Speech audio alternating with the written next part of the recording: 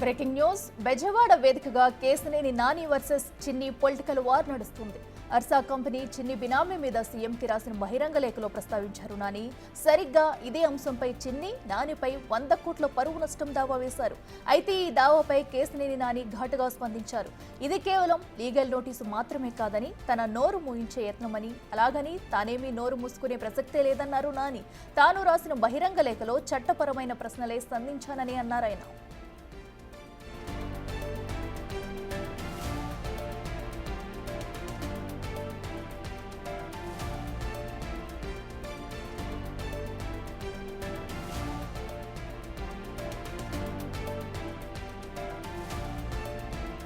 ప్రస్తుతం అటు బెజవాడలో కేసినేని నాని వర్సెస్ చిన్ని అన్నట్టుగా కూడా వ్యవహారం ముదురుతుంది. వీరిద్దరి మధ్య కూడా రాజకీయ మాటల యుద్ధం అయితే నడుస్తుందని చెప్పుకోవాలి. అంశానికి సంబంధించి మరింత సమాచారం మా ఎగ్జిక్యూటివ్ ఎడిటర్ అశోక్ లైవ్ లో అందిస్తారు. అశోక్, చెప్పండి. ఇది అన్నదమ్ముల సవాల్గా మారింది. చాలా ప్రెస్టీజియస్ ఇష్యూ అయింది ఇద్దరికీ కూడా. ఎందుకంటే గత ఎన్నికల్లో అన్న స్థానంలో అన్న టికెట్ని తమ్ముడు కేసినేని చిన్నికి ఇవ్వటం, అన్నేమో వైఎస్ఆర్ కాంగ్రెస్ పార్టీ తరఫున పోటీ చేయడం, అక్కడ అన్న ఓడిపోవటం, తమ్ముడు గెలవటం, ఇది ఒక ఆసక్తికరమైన ఇష్యూ. పొలిటికల్ రాజకీయం అంతా కూడా ఒకే ఇంట్లోంచి అన్నదమ్ముల మధ్య సాగటం. అన్న మీద తమ్ముడు, తమ్ముడు మీద అన్న, ఇది రాజకీయాల్లో మొన్నటి ఎలక్షన్తో క్లోజ్ అయిపోయింది అనుకున్నాం. ఆ తర్వాత ఎన్నికలు ముగిశాక కేసినేని నాని ఇక రాజకీయాలకు స్వస్తి అన్నారు, వెళ్ళిపోయారు. ఇక కేసినేని నాని ఇక పైన పెద్దగా ఇక రాజకీయాల జోలికి రారు అని అంతా కూడా భావించారు. కానీ అనూహ్యంగా ఆయన మళ్ళీ కొద్ది రోజుల క్రితం ఈ అర్సా కంపెనీకి భూముల కేటాయింపు తర్వాత మరోసారి తెర మీదకి వచ్చారు. సీఎం చంద్రబాబు నాయుడికి ఒక లేఖ రాశారు. ఆ లేఖలో ప్రధానంగా మెన్షన్ చేసింది ఏంటంటే, ఈ అర్సా కంపెనీ అనే దానికి కనీసం కేర్ ఆఫ్ అడ్రస్ అనేది కూడా ఏమీ లేదు, ఇది ఒక ఇల్లీగల్ కంపెనీ. కొద్ది రోజుల క్రితం ఈ కంపెనీ ఏర్పాటు చేసి ఇష్టం వచ్చినట్టు ఆంధ్రప్రదేశ్ భూములను కేవలం 99 పైసలకి కొట్టేయడానికే ఒక పథకం రచించి వాళ్ళు ఇక్కడికి వస్తున్నారు. వాళ్ళకు భూములు ఇవ్వద్దు అలాంటి సంస్థలకి. ఇది తన తమ్ముడైన కేసినేని చిన్ని, విజయవాడ ఎంపీ అయిన కేసినేని చిన్నికి బినామీ కంపెనీ ఈ అర్సా కంపెనీ అనేది. సో ఇలాంటి చీటర్స్ కంపెనీకి కనుక మీరు భూములు ఇస్తే అది అధికార దుర్వినియోగం అవుతుంది. కాబట్టి ఆ భూముల్ని ఎట్టి పరిస్థితిలో కూడా ఇవ్వద్దు అంటూ ఏకంగా కేసినేని చిన్ని ఫోటోని పెట్టి మరీ తన ఫేస్బుక్ అకౌంట్లో, ట్విట్టర్ అకౌంట్లో ఆయన పోస్ట్ చేయడం అనేది జరిగింది. అది రాయటానికి చంద్రబాబు నాయుడికి లేఖ రాసినట్టు చెప్తూనే ఇది బహిరంగ లేఖ అని చెప్తూ తమ్ముడు ఫోటోని ఏకంగా అందులో పెట్టి తమ్ముడిపైనే అనేక రకాల ఆరోపణలు చేశారు. ప్రధానంగా అబ్బూరి సతీష్ కావచ్చు, అబ్బూరి రామకృష్ణ కావచ్చు, ఎవరైతే అర్సా కంపెనీ స్థాపించిన వాళ్ళు ఉన్నారో వాళ్ళందరూ కూడా కేసినేని నానికి బినామీలు, కేసినేని చిన్నికి బినామీలు. కాబట్టి వాళ్ళ త్రూ ఈ భూములు తీసుకునే ప్రయత్నం చేస్తున్నాడు. అందులో ఆంధ్ర క్రికెట్ అసోసియేషన్ అధ్యక్షుడిగా ఉన్నాడు. కాబట్టి మరింత లాబింగ్ చేసి వైజాగ్లో భూములన్నీ కూడా కొట్టేసే ప్రయత్నం, కాజేసే ప్రయత్నం తమ్ముడు చిన్ని చేస్తున్నాడు అనేది కేసినేని నాని చంద్రబాబు నాయుడికి రాసిన లేఖలో ఉన్న సారాంశం. సో దానిపైనే కేసినేని చిన్ని చాలా సీరియస్ అయ్యారు. ఇవాళ ఉదయం బిగ్ టీవీతో కూడా మాట్లాడారు. ఆంధ్రప్రదేశ్కు పెట్టుబడులు తీసుకురావటం అనేది వాళ్ళకి ఇష్టం లేదు. కాబట్టి వచ్చే పెట్టుబడులన్నింటినీ అడ్డుకోవటానికి, వెనక్కి తిరిగి పంపించేయడానికి ఇట్లాంటి తప్పుడు ఆరోపణలు చేస్తూ ఉన్నారు. అర్సా కంపెనీకి నాకు ఎలాంటి సంబంధం లేదు. అర్సా కంపెనీ అనేది ఒక చట్టబద్ధమైన సంస్థ. సో అన్నీ లీగల్గానే వాళ్ళు బిజినెస్లన్నీ కూడా చేస్తున్నారు. అలాంటి వాళ్ళు వచ్చి ఇక్కడ కొన్ని వేల కోట్ల పెట్టుబడి పెడతానంటే ఆహ్వానిస్తూ భూములు ఇస్తున్నాము. కానీ అది నా కంపెనీ అని, నా బినామీల కంపెనీ అని తప్పుడు ఆరోపణలు చేస్తున్నాం, చేయడం కరెక్ట్ కాదు అంటూ కేసినేని చిన్ని చెప్పే ప్రయత్నం చేస్తున్నారు.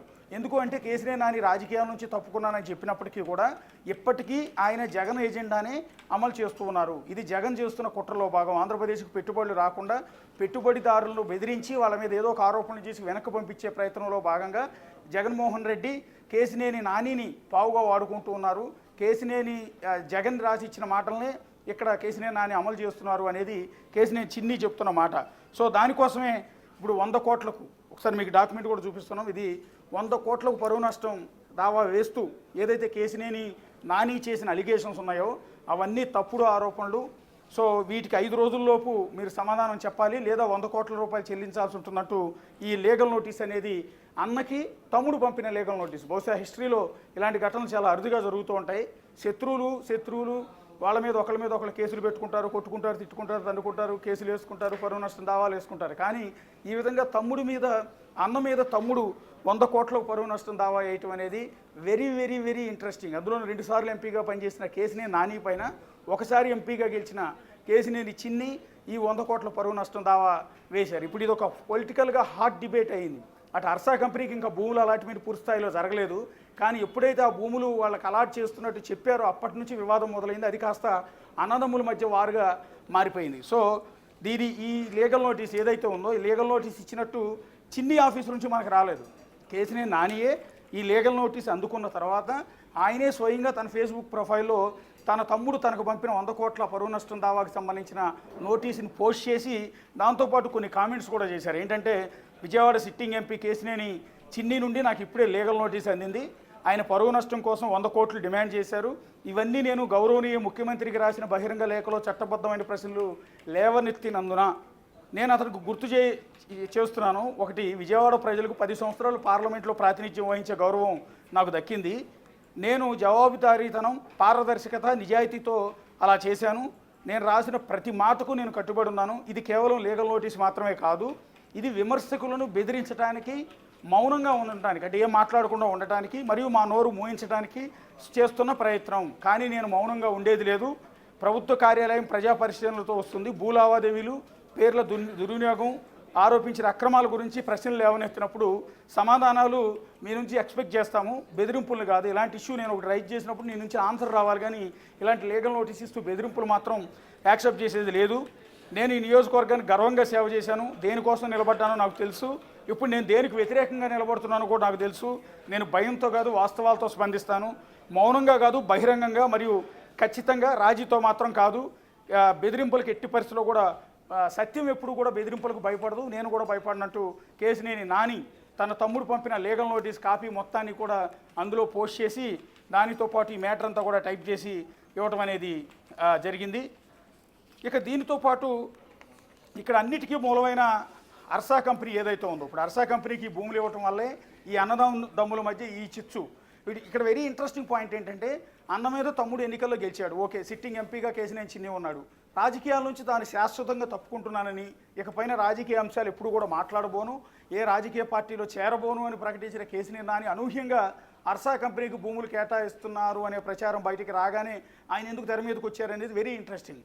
అంటే ఇంకా ఆయన రాజకీయాల్లో కొనసాగుతున్నారని అనుకుంటూ ఉన్నారా, లేకపోతే భవిష్యత్తులో మళ్ళీ కేసినేని నాని పొలిటికల్ ఎంట్రీ ఉంటుందా ఏంటనేది చూడాల్సి ఉంటుంది. ఎందుకంటే ఆయన ఎత్తుకున్న ఎజెండా కూడా వైఎస్ఆర్ కాంగ్రెస్ పార్టీ ఎజెండాలా ఉంది అనేది కేసినేని చిన్ని చేస్తున్న ఆరోపణ. కాబట్టి అంటే రాజకీయాల్లోకి మళ్ళీ కేసినేని నాని రాబోతున్నాడు అంటానికి ఒక సైన్ ఇది మాత్రం కనిపిస్తుంది. అక్కడే అన్నదమ్ముల మధ్య వార్ అనేది మొదలైంది. రాజకీయాల్లో లేని కేసినేని నాని, రాజకీయాల్లో ఎంపీగా కొనసాగుతున్న కేసినేని చిన్ని, వీళ్ళిద్దరి మధ్య ఇప్పుడు 100 కోట్ల పరువు నష్టం దావా ఇష్యూ అనేది మరింత అంతరాన్ని పెంచుతుంది. వాళ్ళిద్దరు 2 కుటుంబాల మధ్య విపరీతమైన గ్యాప్ కూడా పెంచుతుంది. అయితే అసలు ఇంతటి వివాదానికి మూల కారణమైన అర్సా కంపెనీ కూడా రియాక్ట్ అయింది. అర్సా కంపెనీ తరఫున ప్రమోటర్ హరీష్ కోయా ఒక ప్రెస్ నోట్ రిలీజ్ చేశారు. అట్లాగే ఒక వాయిస్ కూడా ఆయన ఇవ్వడం జరిగింది. ఏంటంటే, వైఎస్ఆర్ కాంగ్రెస్ పార్టీ చేస్తున్న ఆరోపణలు ఖండించిన Ursa clusters promoter Harish Koya, విశాఖలో ఏఐ డేటా సెంటర్ పెట్టేందుకు మేము కట్టుబడి ఉన్నాం. అమెరికాలో 28 సంవత్సరాల నుండి అనేక రంగాల్లో పనిచేసిన అనుభవం మాకుంది. మాతృభూమిపై ఉన్న ప్రేమ, ఉద్యోగాల కల్పనకు ప్రభుత్వం తీసుకుంటున్న విధానాలకు ఆకర్షితులై మేము పెట్టుబడి పెట్టేందుకు ఇక్కడికి వచ్చాము. గత కొద్ది రోజులుగా అర్సా క్లస్టర్స్ పైన వైఎస్ఆర్ కాంగ్రెస్ పార్టీ చేస్తున్న ఆరోపణలను క్లస్టర్స్ హరీష్ కోయా తీవ్రంగా ఖండించారంటూ మొత్తం వాళ్ళ వివరణ అంతా కూడా చెప్పుకునే ప్రయత్నంలో భాగంగా ఇక్కడ వాళ్ళు ఒక ప్రెస్ నోటు రిలీజ్ చేశారు. అటు వైఎస్ఆర్ కాంగ్రెస్ పార్టీ దాడి చేస్తుంది అర్సా కంపెనీకి భూములు ఇవ్వడం పైన, ఇటు రాజకీయాల నుంచి తప్పుకున్న కేసినేని నాని దాడి చేస్తున్నారు. సో ప్రభుత్వం కౌంటర్ ఇవ్వడంలో చాలా వరకు ఫెయిల్ అవుతుంది అనేది మాత్రం దీన్ని బట్టి స్పష్టంగా అర్థమవుతుంది. ఎందుకంటే అటువైపు నుంచి దాడి ఎక్కువ ఉంది, కానీ ఎందుకు భూములు ఇస్తూ ఉన్నాం? ఇప్పుడు వాళ్ళు చేసిన అలిగేషన్స్కి ఎక్కడా కూడా ఆధారాలు లేవు. ఇప్పుడు వైఎస్ఆర్ కాంగ్రెస్ పార్టీ కానీ కేసినేని నాని కానీ చేస్తున్నది ఏంటంటే, అర్సా కంపెనీకి అసలు కేర్ ఆఫ్ అడ్రస్ అనేది లేదు. అమెరికాలో వాళ్ళు ఇచ్చిన అడ్రస్లో అసలు ఏ కంపెనీ లేదు, లేకపోతే హైదరాబాద్లో వాళ్ళు ఇచ్చిన అడ్రస్లో ఎలాంటి కంపెనీ లేదు. అలాంటి ఊరు పేరు లేని కంపెనీకి 2 నెలల క్రితం దాన్ని స్టార్ట్ చేసిన కంపెనీకి ఇన్ని వేల కోట్ల రూపాయల విలువైన భూములు మీరు ఎట్లా ఇస్తారు అనేది వాళ్ళు చేస్తున్న ఆరోపణ. మొట్టమొదట టాటా కన్సల్టెన్సీ కంపెనీకి ఇచ్చినట్టుగానే ఎకరం 90 పైసలకి ఇచ్చారని ప్రచారం జరిగింది. ఆ తర్వాత అర్సా క్లస్టర్స్ రిలీజ్ చేసింది ఏంటంటే, మేము ఒక్కొక్కటి ఎకరం ₹1 కోటి చొప్పున 3 కోట్ల చొప్పున 50 లక్షల చొప్పున అట్లా 3 కేటగిరీల్లో ఆ భూములు కొనుగోలు చేసాను తప్ప మాకు 90 పైసలకి ఇవ్వలేదు అనేది అర్సా క్లస్టర్ చెప్తున్నమాట. సో టోటల్గా జనాలందరిలో కన్ఫ్యూజన్ ఉండిపోయింది. ఇంత వారు నడుస్తుంది. వైఎస్ఆర్ కాంగ్రెస్ పార్టీ దాడి చేస్తుంది, కేసినేని నాని దాడి చేస్తున్నారు, కానీ ప్రభుత్వం వైపు నుంచి సరైన వివరణ ఇచ్చుకోవడంలో మాత్రం ఫెయిల్ అవుతుంది అనేది దీన్ని బట్టి అర్థమవుతుంది. ఎందుకంటే జనాలందరికీ అర్థమవుతున్నది ఏంటంటే, నిజంగానే ఊరు పేరు లేని కంపెనీని తీసుకొచ్చి దానికి నిజంగా భూములు ఇస్తున్నారేమో అన్నదే వెళ్తుంది తప్ప అది కరెక్ట్ కాదు, అది ఈ కంపెనీ మూలాలు ఎలా ఉన్నాయి, కంపెనీ ఇంత స్ట్రాంగ్గా ఉంది, ఈ కంపెనీ ఏఐ డేటా సెంటర్ను పెడితే ఎంతమందికి ఉద్యోగాలు వస్తాయి, ఇంత లాభం జరుగుతుందన్న విషయాన్ని ప్రభుత్వం వైపు నుంచి సరైన కౌంటర్ మాత్రం ఇవ్వలేకుండా పోతున్నారు.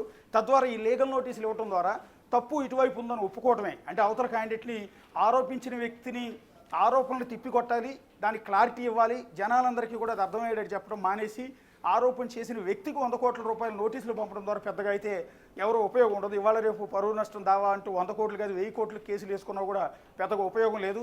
100 కోట్లకి నువ్వు పరువు నష్టం దావా వేసావంటే నువ్వు 10 కోట్లు ఆల్రెడీ కోర్టులో డిపాజిట్ చేయాల్సి ఉంటుంది. ఎందుకంటే పరువు నష్టం దావా ఎప్పుడైనా సరే 10% అక్కడ డిపాజిట్ చేయాల్సి ఉంటుంది.